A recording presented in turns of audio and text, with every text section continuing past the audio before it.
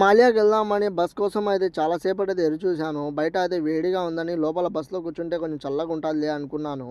కానీ అసలు ఏం జరిగిందంటే ఈ బస్సులో లోపలికి వచ్చిన తర్వాత వీడు ఏమన్నాడంటే ఈ బస్సోడు, ఈ చిల్లర తీసుకోము, నోట్లు ఉంటే ఇవ్వండి, నోట్లు అయితే తీసుకుంటాను. వీడు కొత్తగా అయితే రూల్ అయితే పెట్టాడు.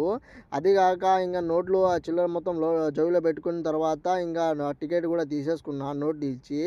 దాని తర్వాత అదే కాక ఏసీ అయినా వేస్తాడేమో అని చూస్తే కనుక బయట వేడి చంపిపోతా అంటే ఇంకా లోపలైనా బస్సులో వచ్చే కొంచెం ప్రశాంతంగా ఉంది అనుకుంటే వీడేమో ఈ నా కొడుకు అయితే ఏసీనే వేయలేదు. ఉందామంటే ప్లేసే లేదు. చాలా ఇబ్బంది అయితే పడ్డాను. నాకైతే చాలా కంటే చాలా కోపం వస్తుంది. వానికి 100 సార్లు చెప్పినాను, రే లోపల ఉన్న జనాలు కూడా వేడికి అయితే చచ్చిపోతున్నారు. బయట వేడి లోపల వేడి అంటే మనిషికి ఎలా ఉంటుంది. వీడు ఏసీ అయినా వేస్తాడంటే ఏసీ కూడా వేయలేదు. వీని ఇష్టప్రకారంగా బస్సు అయితే నడుపుతున్నాడు.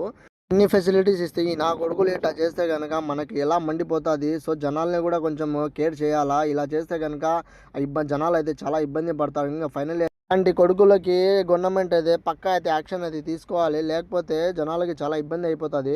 ఇంకా ఫైనల్ అయితే మాల్యాగా అయితే వచ్చేసాము. ఈ వీడియో నచ్చితే కనుక ప్లీజ్ లైక్ చేసి సబ్స్క్రైబ్ చేయండి.